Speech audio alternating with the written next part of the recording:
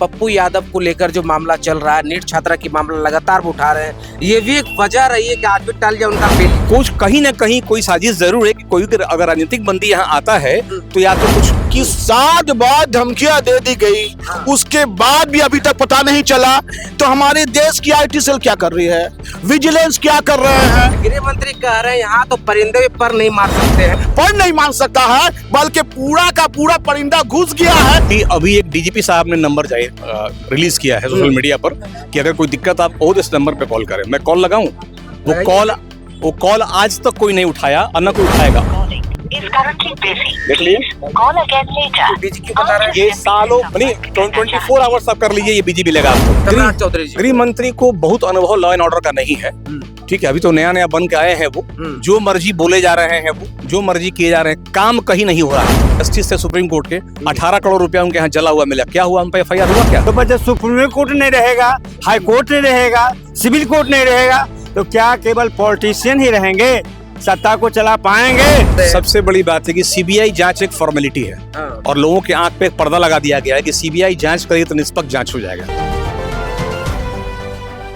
दोस्तों नमस्कार, मेरा नाम है अभिमन्यु कुमार। आप देखना शुरू कर दिए स्वराज पोस्ट। अभी हमारी मौजूदगी सिविल कोर्ट में। आपको बता दें, लगातार सिविल कोर्ट को उड़ाने की धमकी भरी खबरें आप सुन रहे होंगे।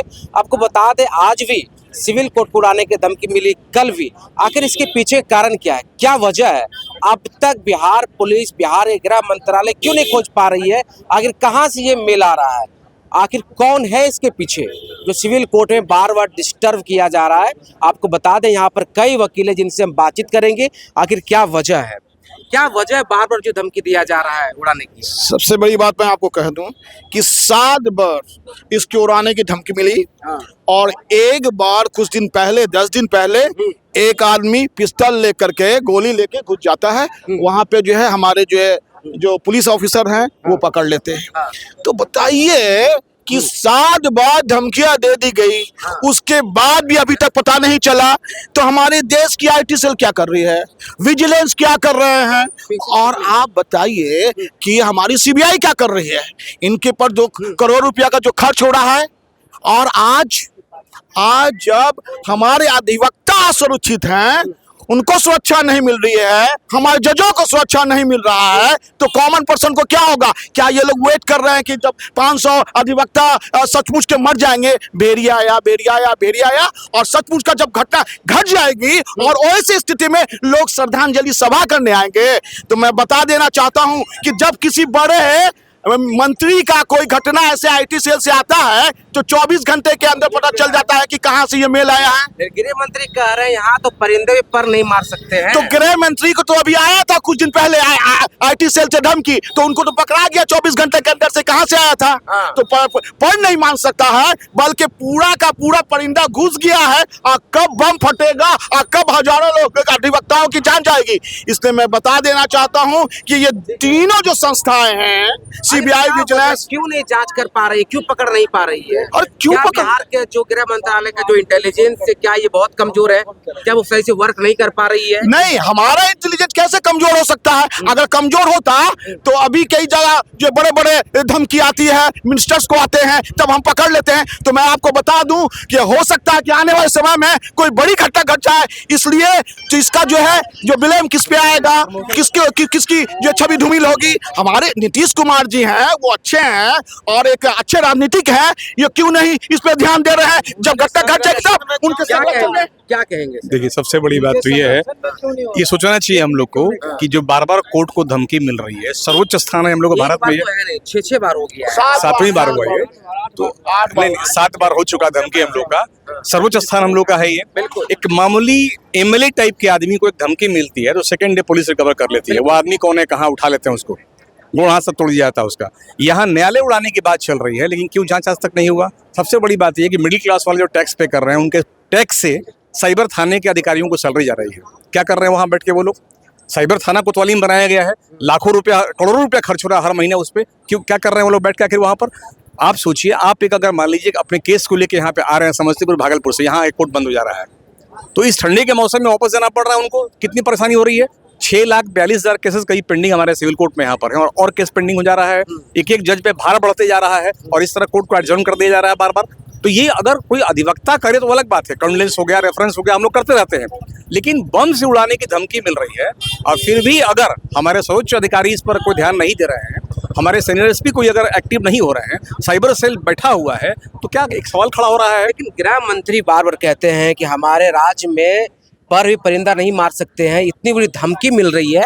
अगर बिहार सरकार का जो इंटेलिजेंस है अगर वो बेहतर काम नहीं कर रही है तो भारत सरकार से क्यों नहीं गुहार देखिए लगाते हैं? अभी एक डीजीपी साहब ने नंबर रिलीज किया है सोशल मीडिया पर कि अगर कोई दिक्कत आपको हो तो इस नंबर पे कॉल करें। मैं कॉल लगाऊं, वो कॉल आज तक कोई नहीं उठाया और न कोई उठाएगा। अभी आप दिखा जाते हैं आपको। डीजीपी साहब क्या बोले थे? डीजीपी साहब ने एक नंबर जाहिर किया था कि अगर किसी को कोई ग्रीवांस अगर हो तो आप इस नंबर पर डायरेक्टली कॉल कीजिए और मैं डीजीपी साहब के हेल्पलाइन पे कॉल करता हूँ। आप देख लीजिए, हैंड फ्री करिए। हाँ, कोई नहीं उठाएगा इस कॉल को, रिंग होता रहेगा और कोई उठाएगा नहीं।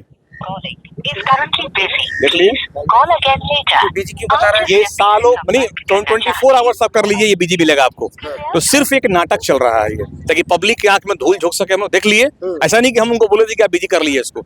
ये हम ट्राई कर रहे हैं कई एक दिन से, लगातार 7 दिन से, आज तक रात में भी करते हैं 12 बजे, तभी कोई नहीं उठाता है।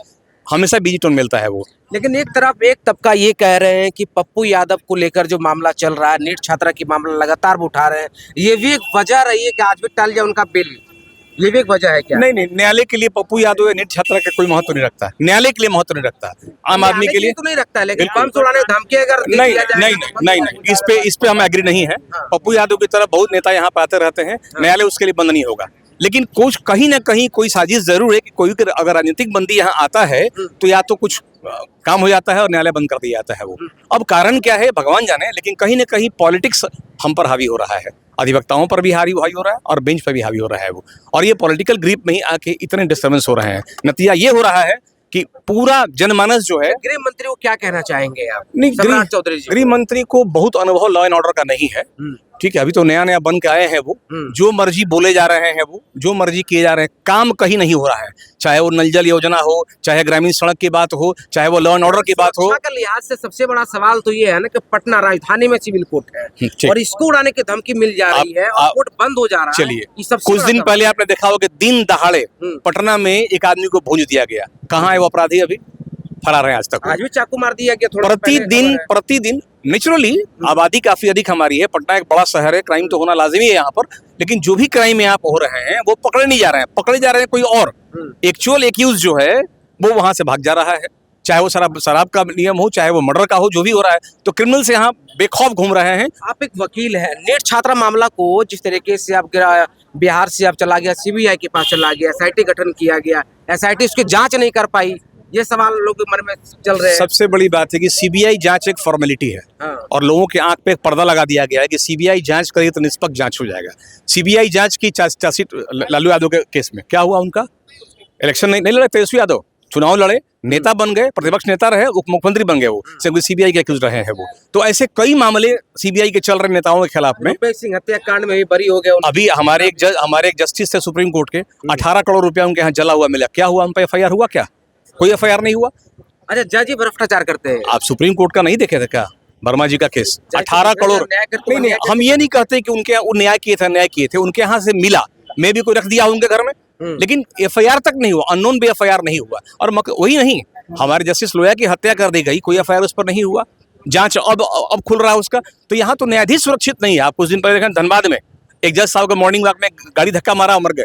वहां पर क्या हुआ उसमें? अच्छा, नीट छात्रा को न्याय मिलेगा या नहीं? न्याय तो मिलना ही मिलना है, थोड़ा विलंब होगा क्योंकि भारतीय न्याय कहा जा रहा है सबूत ही मिटा दिया जा रहा है। नहीं, सबूत कैसे मिटा दीजिएगा? हाँ, लेकिन एक प्रश्न चिन्ह उठ रहा है कि जिस बिल्डिंग को सील कर दिया गया है उसके बैक पोर्शन का दरवाजा खुला हुआ है, लोग आ रहे हैं, जा रहे हैं, क्यों खुला हुआ है? किसने खोला? क्यों खोला? किसके लिए खोला गया है? वो अभी भी खुला हुआ, जाकर देखिए आप वहां पर अभी भी खुला हुआ है। इस पे सोशल मीडिया आप लोगों ने काफी हंगामा किया, कई आवाज उठाई गई, लेकिन अभी तक कुछ ऐसा नहीं किया गया, हालांकि बिल्डिंग सील है वो। तो इस तरह से तो हम वही एक नहीं, बिल्डिंग में आदमी रह रहे हैं। आप देखिए सीजन घोटाला हुआ था, क्या उसमें हुआ? बाल सुधागृह कांड हुआ था, क्या उसमें कितने लोग जल गए? उसमें एक आदमी पकड़ा गया सिर्फ, बाकी सब लोग छूट गए वहां से। क्या नाम हुआ आपका? सुरेश पांडे, अधिवक्ता, सिविल कोर्ट पटना। जी, क्या मतलब यहाँ का सिविल कोर्ट को बार बार धमकी दिया है उड़ाने का? सिविल कोर्ट को बार बार धमकी उड़ाने की दी जा रही है, लेकिन इस पर जो उचित और कारगर पहल होना चाहिए, एनआईए को, सीबीआई को, बिहार पुलिस को, साइबर सेल को, एक मिनट, ये सारे जो संस्थाएं हैं, इन सभी संस्थाओं को पकड़ने की क्या हिम्मत नहीं है या डर से वहाँ नहीं पहुँच पा रहे हैं। एक मुदाले किसी केस का कहीं गुजरात से पकड़ के आता है, पंजाब हरियाणा से पकड़ के ले आते हैं, और ये बार बार जो धमकी आ रही है, आज तक इस संबंध में एक FIR दर्ज नहीं हुआ। नॉन FIR अगर दर्ज होता, उसको भय होता, तो इस पर शासन प्रशासन, कितना बढ़िया तो काम कर शासन प्रशासन, एक मिनट, बढ़िया काम कैसे मान ले। इस सिविल कोर्ट हम लोग इतना जो गिरफ्तारी हो रही है, एक मिनट, ये सिविल, जब सिविल कोर्ट को धमकी मिल रही है तो कल हाई कोर्ट को धमकी मिलेगी, परसों सुप्रीम कोर्ट में भी धमकी मिलेगी। तो बस जब सुप्रीम कोर्ट नहीं रहेगा, हाई कोर्ट नहीं रहेगा, सिविल कोर्ट नहीं रहेगा, तो क्या केवल पॉलिटिशियन ही रहेंगे, सत्ता को चला पाएंगे? ये तो आप लोगों को काम करने की इच्छा नहीं रहता है, तो काम करने की इच्छा तो हम लोग हमेशा रहती है, लेकिन अब हम लोग झगड़ा करें जज से। सुप्रीम कोर्ट हाई कोर्ट के आदेश को हम लोग नहीं माने, कोर्ट के आदेश को नहीं माने, अधिवक्ता संघ के आदेश को नहीं माने। ये आपने कैसा सवाल किया? काम करने की इच्छा नहीं होती है? आपका जो सवाल है, आपने बोला एलिगेशन ये लगाया कि काम करने की इच्छा नहीं होती है। ऐसा क्यों आपने एलिगेशन लगाया? क्या हम लोगों ने बम प्लांट करवाने के लिए न्यूज़ फ्लैश किया है? ऐसा तो नहीं है। रिपोर्टर महोदय, कुछ बातें ऐसी कीजिए। जांच बार बार 6 बार मतलब जांच करने का जिसका काम है वो नहीं करेगा, हम जांच करेंगे। आप लोग क्यों आवाज नहीं उठाते हैं? एकदम सही बात। बार बार हम लोग के पास धमकी आ रही है, हम लोग आवाज नहीं उठा रहे। ये आवाज ही उठाई जा रही है जहां पर आप हमसे सवाल जवाब कर रहे हैं। ये आवाज ही उठाने का नतीजा है कि आप हमसे पूछ रहे हैं, समझे ना? आप उनसे पूछिए जो यहाँ पर एडमिनिस्ट्रेशन में टॉप लेवल पर बैठे हुए हैं। 6 बार 7 बार उस न्यायपालिका को धमकी दी जा रही है जहां पर लोग न्याय के लिए आते हैं, समझे ना? तो कोर्ट कोई न्याय नहीं मिल रहा है, फिर न्याय कैसे करेंगे? तो फिर वही तो बात है भाई साहब कि आप एडमिनिस्ट्रेशन से पूछिए। सवाल तो आपको यहाँ के DGP से करना चाहिए, यहाँ के SSP से करना चाहिए, यहाँ पर जाकर चीफ मिनिस्टर से पूछना चाहिए कि हमारे न्यायपालिका को धमकियां मिल रही हैं, आप क्या कर रहे हैं? हाथ पर हाथ धर के बैठे हुए हैं। हाँ? क्या चीज? CBI से जांच कराई जाए इसकी, मैंने जांच तो सरकार गवर्नमेंट के कान तक भी जू रेंगना चाहिए, क्योंकि इतना हाईलाइटेड हो रही है हमेशा। और यहाँ पे वकील लोगों की भी सुरक्षा होनी चाहिए, क्योंकि वकील लोग भी असुरक्षित महसूस कर रहा है।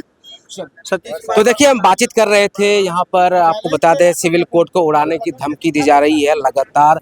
ये 7 बार हो चुके हैं अब तक जितने बार धमकियां मिली हैं। लेकिन आपको बता दें पूरे यहाँ जो अधिवक्ता लोग हैं बहुत डरे सहमे से हैं। इन्होंने साफ तौर पे कहा है कि बिहार की इंटेलिजेंस काम नहीं कर रही है। अगर काम कर रही होती तो पकड़े जाते हैं जो धमकियां बार बार मिल रही है। बाकी इनकी बातों पर आप क्या सोचते हैं, आपकी क्या राय है? अपना प्रतिक्रिया जरूर दिए कमेंट के माध्यम से। बाकी आपका बहुत शुक्रिया, बहुत धन्यवाद।